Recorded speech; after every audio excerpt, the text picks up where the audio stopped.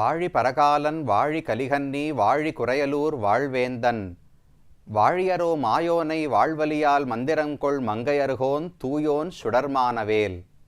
ஆழ்வார்களுக்குள்ளே கடைசி ஆழ்வாராக அவதரித்தவர் திருமங்கை ஆழ்வார்.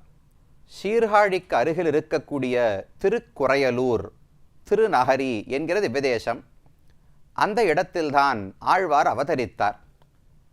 அவருக்கு இயற்பெயர் நீலன் என்பது. அவர் இங்கிருந்த அரசனுடைய அருளாலே ஒரு சின்ன நிலப்பரப்புக்கு தலைவராக ஆட்சியாளராக பணிபுரிந்து வந்தார். ஒரு குறுநில மன்னராக சிற்றரசனாக இருந்து வந்தார். அவருக்கும் இந்த திருநறையூர் என்கிற திவ்யதேசத்துக்கும் மிக நெருக்கமான ஒரு தொடர்பு உள்ளது. ஒவ்வொரு ஊரிலும் பகவான் ஒரு குறிப்பிட்ட வடிவத்தோடு காட்சி கொடுக்கிறார். இந்த ஊரில் பகவானை சேவித்தோம் என்றால் 4 கரங்கள் இல்லாமல் 2 திருக்கைகளோடு சேவை சாதிக்கிறார் என்று பார்த்தோம். அதுவும் சங்க சக்கரங்களை எப்போதும் போல் இல்லாமல் சாய்த்து வைத்து கொள்ளாமல் தன்னுடைய திருமேனிக்கு முன்னால் கொண்டு வந்து யாருக்கோ அவற்றை வழங்குவது போலே பகவான் சங்க சக்கரங்களை பிடித்திருக்கிறார். இது என்ன விசித்திரமான கோலம், எதற்காக இப்படி இருக்கிறார் என்று பார்த்தால் அதுதான் திருமங்கையாழ்வோடு தொடர்பு பட்ட ஒரு சரித்திரம். திருமங்கையாழ்வார் இங்கு வாழ்ந்து வந்தபோது ஒரு முறை அந்த சீர்காழிக்கு அருகிலேயே இருக்கக்கூடிய திருவெள்ளக்குளம் என்கிற ஒரு திவ்யதேசம், அந்த இடத்திலே ஒரு உயர்ந்த பொய்கை குளம் இருந்தது. அந்த வெள்ளக்குளத்தில் நீராடுவதற்காக அங்கிருக்கும் மலர்களை பறிப்பதற்காக தேவலோகத்திலிருந்து தேவ பெண்கள் அப்சர பெண்கள் எல்லாம் இறங்கி வருவார்களாம். அப்படி வந்தபோது ஒரு முறை ஒரே ஒரு பெண் இங்கேயே தங்கி போய்விட்டாள். அவளால் திரும்ப ஸ்வர்க்கத்துக்கு தேவலோகத்துக்கு செல்ல முடியவில்லை. அந்த பெண்ணை ஒரு முறை ஆழ்வார் அங்கு சென்றிருந்த போது பார்த்தார். அவருக்குத்தான் குமுதவல்லி நாச்சியார் என்று திருநாமம். அந்த குமுதவல்லியை மணக்க வேண்டும் என்கிற ஆசை திருமங்கையாழ்வாருக்கு ஏற்பட்டது. அப்போது அவர் திருமங்கையாழ்வார் கிடையாது, அதற்கு பிறகுதான் ஆகிறார். ஆனால் அந்த பிராட்டியை மணக்க வேண்டும் என்கிற ஆசை அவருக்கு ஏற்பட அவரிடத்திலே நேரே போய் விண்ணப்பிக்கிறார். அப்போது அந்த பிராட்டி 2 கட்டளைகள் 2 நிபந்தனைகளை போட்டாளாம். இந்த காலத்து பெண்கள் தான் நிபந்தனை இட வேண்டும் என்பதில்லையே, அக்காலத்திலே. ஆனால் அந்த நிபந்தனைகளை கேட்டால் இன்றைக்கு சொல்லக்கூடிய நிபந்தனையாவே இருக்காது. இன்னும் சொல்ல போனா இன்றைக்கு இருக்கும் பெண்கள் இந்த 2 நிபந்தனைகளையும் இட்டால் அது ரொம்ப நல்ல ஒரு சமுதாயத்தையே கட்டமைக்கும். என்ன நிபந்தனைகள் தெரியுமா? முதல்ல குமுதவல்லி நாச்சியார் சொன்னது, உமக்கு ஒரு ஆச்சாரியன் மூலமாக பஞ்சசம்ஸ்காரம் நடக்க வேண்டும். உமக்கு பகவானோடு தொடர்பு இல்லை, அவருக்கு நீர் தொண்டன் என்று சொல்வதற்கு ஒரு சாட்சி வேண்டும். அதனால் பஞ்ச சம்ஸ்காரம், சமாசிரயணம் சமாசிரயணம் என்று மரபிலே சொல்லுவார்கள். 5 சம்ஸ்காரங்களை ஒரு ஆச்சாரியன் நமக்கு செய்கிறார். தோளிலே பகவானுடைய சங்கத்தையும் சக்கரத்தையும் பொறித்து வைப்பார்கள். தாபகா புன்றகா 12 திருமண்களை உடலிலே ஈழிக்கொள்ளலாம்.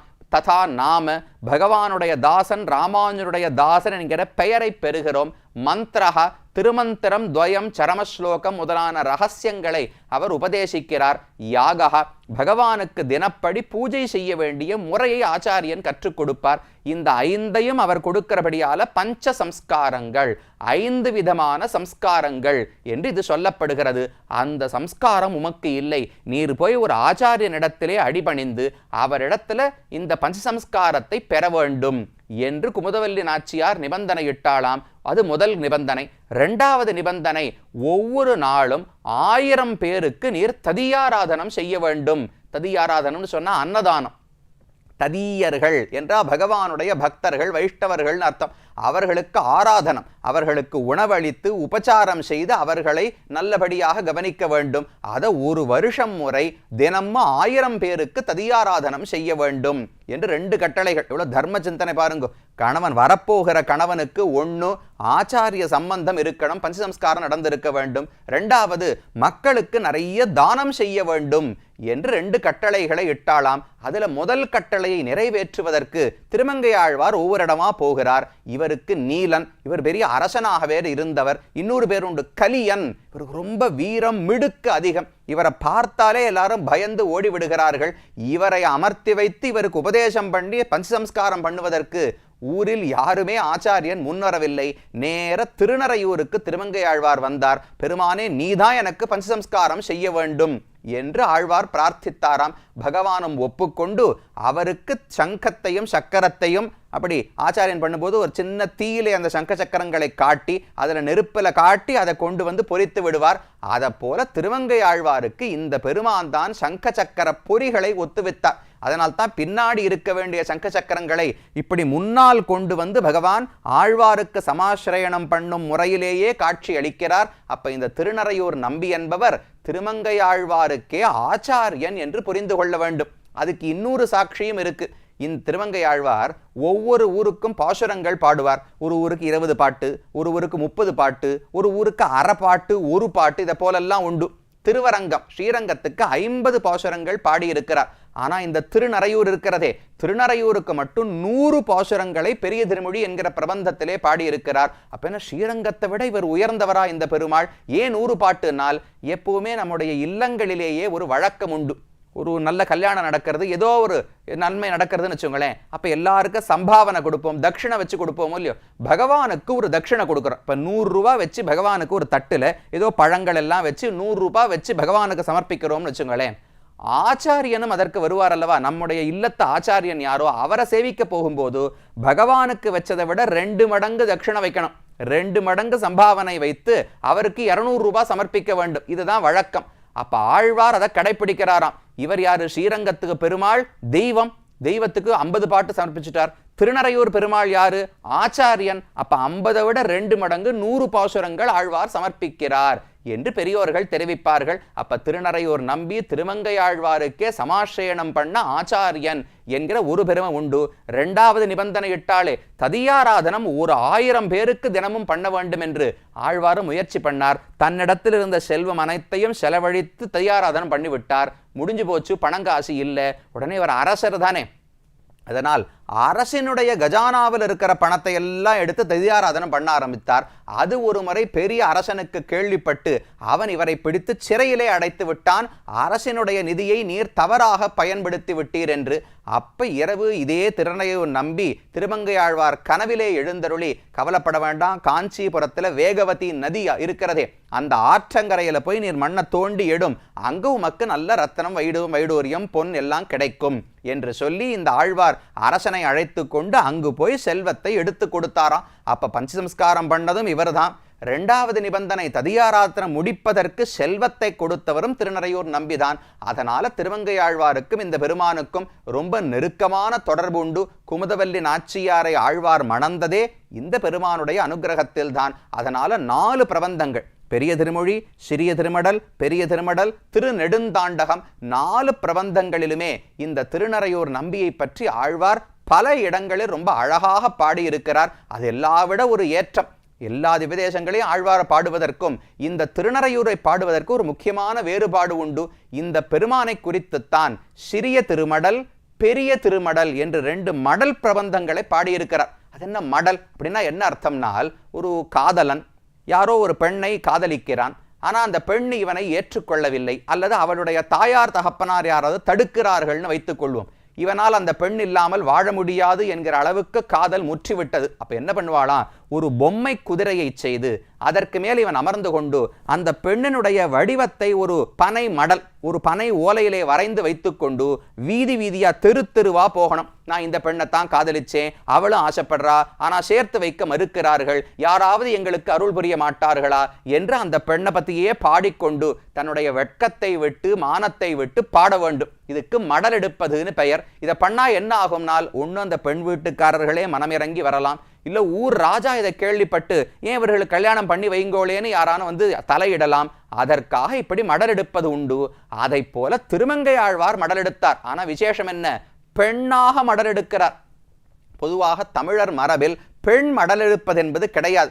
எவ்வளவுதான் காதல் இருக்கட்டும் ஒரு ஆண் பேரிலே, ஆனால் பெண்கள் மடல் எடுக்க மாட்டார்கள். திருக்குறள்ல திருவள்ளுவர் தெரிவிக்கிறார், கடலன்ன காமம் உழந்தும் மடலேரா பெண்ணின் பெருந்தக்கதில் என்று திருக்குறள். எவ்வளவு கடல் போல காதல் இருந்தாலும் பெண்கள் மடலூற மாட்டார்கள் என்று திருவள்ளுவர் தெரிவிக்கிறார். ஆனா இந்த இடத்துல திருமங்கையாழ்வார் சொன்னார், இது என்னது, அடைய வேண்டிய ஆண் சாதாரண உலகத்து ஆண் கிடையாது, புருஷோத்தமனான பகவானை அடைய நான் ஆசைப்படுகிறேன். அப்ப ஆணா இருந்தா என்ன, பெண்ணா இருந்தா என்ன, ஒரு ஜீவாத்மா பகவானை ஆசைப்படும் போது மடலெடுத்தாவது அவரை அடைய வேண்டும். இல்ல நான் பெண், அச்சம் மடம் நாணம் பயிர்ப்பு இதெல்லாம் எனக்கு இருக்கணும், நான் போய் வெக்கத்தை விட்டு எப்படி மடலெடுக்க முடியும்னு என்னால ஆறி இருக்க முடியாது.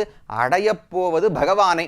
அப்ப எந்த விதத்தில் போனாலும் பரவாயில்லை என்று தெரிவிக்கிறார். ஆழ்வாருடைய பாசுரம், அன்னநடையார் அலரேஷ ஆடவர் மேல் மன்னம் மடலூரார் என்பதோர் வாசகமும் தென்னுரையில் கேட்டறிவதுண்டு அதனை யாம் தெளியோம் மண்ணு வடநெறியே வேண்டினோம்.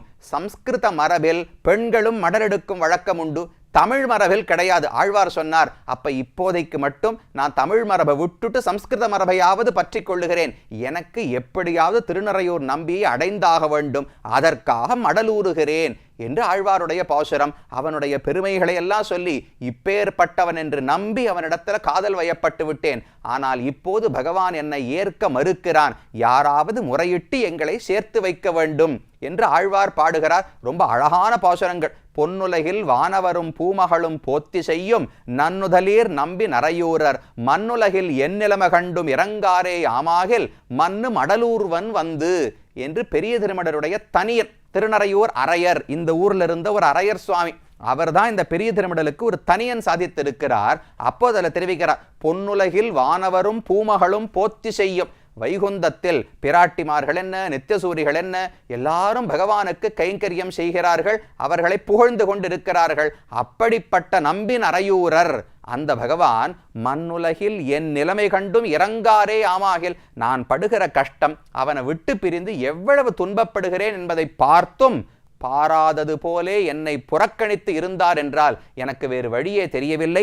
மண்ணு மடலூர்வன் வந்து, மடலூரியாவது அந்த பகவானை கண்டிப்பாக நான் அடைவேன், ஊராது ஒழியேன் உலகறிய ஒண்ணுதலீர் சீலார் முடைத்தடங்கள் சேரளவும் பாரெல்லாம் அன்னோங்கி நின்னளந்தான் நின்ன திருவனரையூர் மன்னோங்க ஊர்வன் மடல். எந்த பெருமாளை பார்த்து பண்ண போறீர்னால், பாரெல்லாம் அன்றோங்கி நின்றளந்தான் நின்ற திருவரையூர், திருவிக்கிரமாவதாரம் பண்ண பெருமான் தான் இன்னைக்கு திருநறையூர்ல பெருமானாக சேவை சாதிக்கிறார்.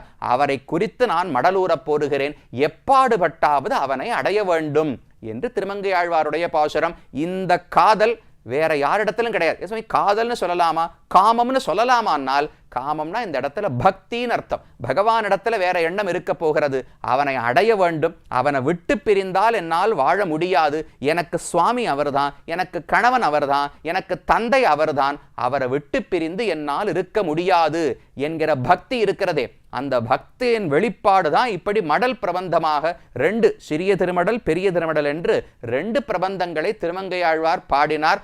அப்படி இந்த திருநறையூர் எம்பெருமானுக்கும் திருமங்கையாழ்வாருக்கும் மிக நெருக்கமான தொடர்பு. பஞ்சசம்ஸ்காரமும் இவர்தான் செய்து வைத்தார், செல்வத்தையும் இவர்தான் காட்டிக் கொடுத்தார். எவ்வளவு தூரம் பித்தரானார் என்றால், இந்த பகவானை அடைவதற்கு மடல் கூட எடுப்பேன் என்று திருமங்கையாழ்வார் பரகால நாயகியாக பாடினார். இதெல்லாம் இந்த ஊரினுடைய சிறப்புகள். ஆனால் இன்னும் ஒரே ஒரு சிறப்பு பார்க்க வேண்டும். கீழிருந்து 100 பாட்டு 100 பாட்டு திருமங்கையாழ்வார் இந்த பெருமானுக்கு 100 பாசுரங்கள் சமர்ப்பித்தார்னு பார்த்தோமே, அப்படியே 100ன்னு சொல்லிட்டு போயிடலாமா? அந்த 100ல் என்ன சொல்லி இருக்கிறார், இந்த பெருமானை பத்தி அப்படி என்ன இருக்கு, ஏதோ சரக்கு இருக்கணுமோ இல்லையோ. ஒருத்தரை பத்தி 100 பாசுரங்கள் ஒரு ஆழ்வார் பாடுகிறார் என்றால் அதில் என்ன தெரிவிக்கிறார் என்று கண்டிப்பாக நாமும் தெரிந்து கொள்ள வேண்டும். திவ்ய தேசம்னு சொன்னா வெறும கோவில் மண்டபம் கோபுரம் பிராகாரம் பெருமான் அல்ல, ஆழ்வார்களுடைய அனுபவம் சேர்ந்தால்தான் அது விதேசம். அதனால் அந்த அனுபவத்தை, திருமங்கை ஆழ்வாருடைய அனுபவத்தை அடுத்த பகுதியிலும் பார்க்கலாம்.